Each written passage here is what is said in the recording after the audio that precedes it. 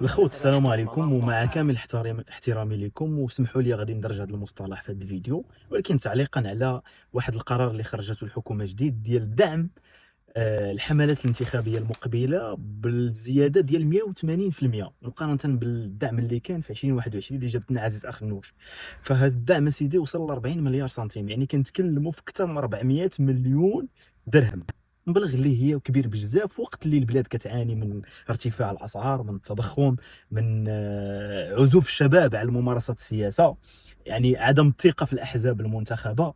كتخرج لنا هذه الحكومه بدعم اللي هو خيالي جدا، 180%، اللي ما كنا كنطمحوا كشباب مغربي مع هذه الحكومه الجديده اللي كتبنى، اللي عندها مشاريع وعندها الدعم المقاولات وكذا، بزياده في الاجور توصل ل 180%. الناس كطالب دابا في المغرب بواحد الزياده توصل للحد الادنى للرواتب اللي هو 7000 درهم، ومنطقي جدا كنتكلموا على تضخم وارتفاع الاسعار وكذا.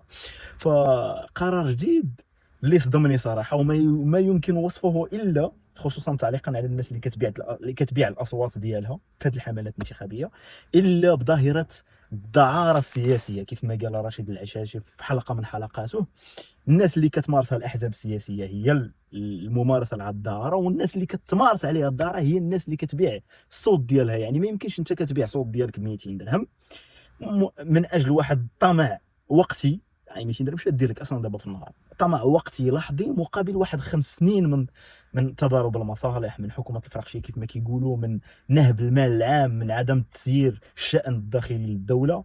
فصراحه واحد السؤال اللي هو جريء، اللي كيتطلب واحد المناقشه اللي هي فعليه، وكيتطلب واحد الممارسه على مستوى السوشيال ميديا وتوعيه الراي العام السياسيه من جميع المغاربه.